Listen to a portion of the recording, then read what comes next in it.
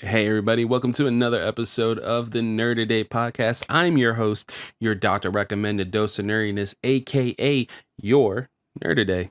How are you? How's everything going in your life? I hope everyone's happy, well, safe, all that you can be, and all that you are. Yeah, that sounds good, right? I mean, there's no joke. I actually wish everyone is happy. I just want to make sure that sounded correct. But hey, so we're here with another episode of the podcast proper. Like I said, we've been away for a little bit and I've been kind of writing some stuff, podcast properly at least, but we've still been grinding away at it over at youtube.com/nerd today, where we've been doing gameplays. We did like a demo, reaction to Forspoken on PS5. Recently did a demo reaction to One Piece Odyssey. Spoilers, that game was awesome. It is fun as hell. And then also we started our Marvel Midnight Suns full gameplay through over at twitch.tv/nerdtoday if you want to see it live. And then the VOD will be on youtube.com/nerdtoday. So subscribe, follow, share, do all that jazz for everything. Everything are links down below. Do all that jazz. But today we're actually doing another episode proper of the podcast, and this one's going to be another game review. Slowly been building up my writing arsenal and things like that, so wanted to do some more stuff in my little, journey into games media content creation, as I've been doing it for 3 years at this point. Wanted to, I almost said hurt myself. I wanted to push myself into getting better with writing and things of that nature, and voice work as well, because your boy wants to be a voice actor too. That's nice. And also thank you, Susan, for buying me those lessons. But before we kick off that, we're gonna go into another review. I've been pushing myself, so every game I play I've been trying to write a review for. Take a little break other than gameplay through on twitch.tv/nerd today, VOD on youtube.com/nerd today, just to specifically bang out the rest of the games that I've beaten, and then maybe do a best of 2022 as well, even though it's January, just 17th, January 17th, as of this recording. But now we're going to kick it off. Well, actually, before we kick it off, we're going to do a little shout out to our Patreons, because as well as doing, there's my Twitter, I do Twitch and YouTube and all this other stuff. I also have a Patreon. So if you like anything you hear or watch, or, you just like my personality, or just you're cool with me. Hey, what's up? How you doing? How you doing? Are you doing good? You look good. You can come and support me if you have a couple bucks, or if you have $1. That helps so much. You have no idea. Over at patreon.com/nerdtoday. Like some of the fine folks we have here, like Hopefully Awesome, Matt and Maggie. Love those guys. They have Going Back to Beast Wars starting, Go Back to Smallville, two of my favorite podcasts ever. Love those guys so much.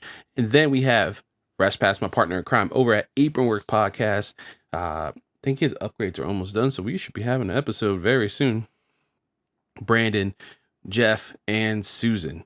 Thank you so much, everyone. And now let's kick it off with some. Oh, that's right. You saw it down below. Oh, you heard it? You see when you clicked it? One of my favorite games of all time. Metal Gear Solid, Peace Walker.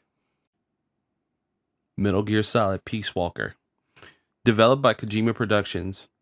Not the Kojima Productions of now. The Kojima Productions, that's what Konami. Very confusing, but one's independent. One wasn't. This one wasn't. And published by Konami. You see what I mean? They're not friends anymore. Just a heads up for past spoilers, future spoilers. Originally released on the PSP on June 8th, 2010 in North America. I played the 360 version, which was released November 8th, 2011. I played it on my Xbox Series X. Story. Peace Walker is set in Costa Rica in 1974 and follows the exploits of returning protagonist Big Boss as he runs a mercenary unit, Militaires Sans Frontières. I probably butchered that, but it's Soldiers Without Borders. This game is a bit odd, initially released in 2010 and then again on console a year and a half later. A bit old, pardon me. That being said, it is one of the top 3 Metal Gear stories in the series. I understand Greg Miller's hype now, all these years later after playing the game.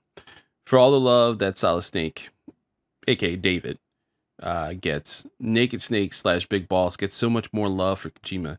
And it makes sense. He's such a weird, complex character. He's constantly betrayed by the people, either close to him or his government, but weirdly is still loyal to those close to him, even if they betray him to a degree.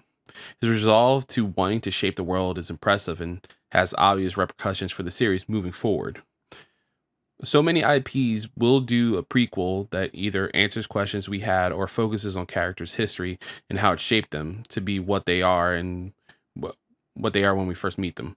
Many are sloppy on the approach. Metal Gear Solid Peace Walker is not one of them. Big Boss is a very compelling character. As I stated earlier, and weirdly enough, you root for him even though, spoilers, you know he's the bad guy later on in Metal Gear 1 and 2 for the MSX and NES. Seeing Snake's story wise build Mother Base up alongside Miller and then later Huey, Otacon's father, Amanda, and Dr. Strangelove. It's interesting because he constantly turns enemies into his comrades, like Big Boss is the main character of some shonen anime.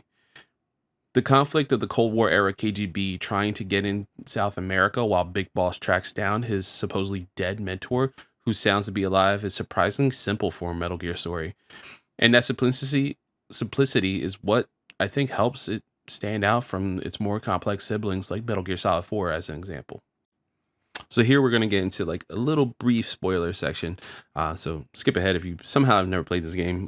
To be fair, I did until last year. So one of the other highlights throughout the campaign is how you start to build your own Metal Gear Seek in this game.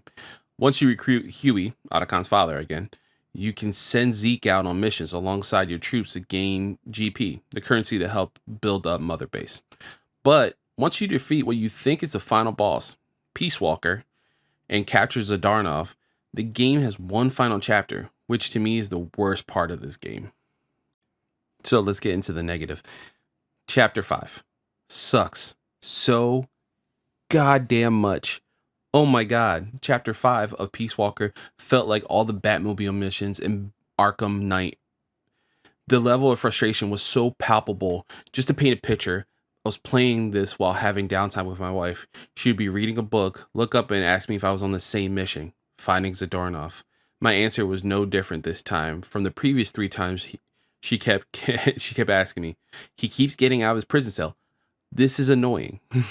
I don't know why Kojima decided to pad the game out like this in the final chapter to get the true ending, but holy crap does this suck. You had to rerun previous missions or side missions to set up Zdarnov escaping, then go ahead and capture again, then restart the process all over 5 more times. Finally, once you find him the 6th time, the true and final boss fight is unlocked. That final boss, by the way, is Zeke, the Metal Gear you've been building out throughout the game. Yeah. So quickly, Paz, who's someone you meet in the very beginning, turns out to be a double agent and tries to attack you in Zeke.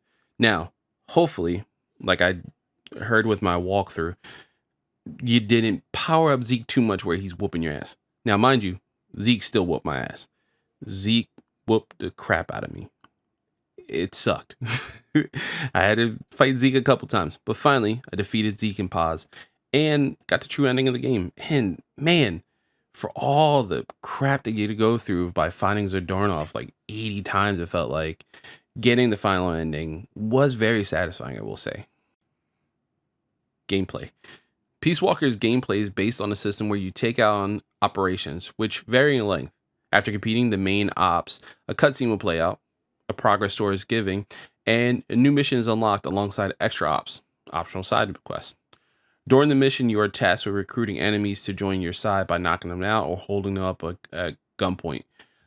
And using your Fulton recovery system, big ass balloon that gets picked up by a plane, all of this to build up Mother Base to be the strongest you make it. The stronger you make Mother Base, the better equipment you can become.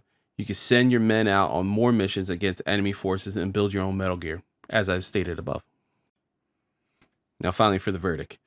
Peace Walker, although a 12-year-old game, is a shining beacon of how brilliant Hideo Kojima is. Although Chapter 5 drags, the main loop of the game, the intriguing story, the cast of characters, and the satisfying ending make Metal Gear Solid Peace Walker a special experience that needs to be played this day still. That's why I'm giving Metal Gear Solid Peace Walker a 4 out of 5 great on the nerd today scale.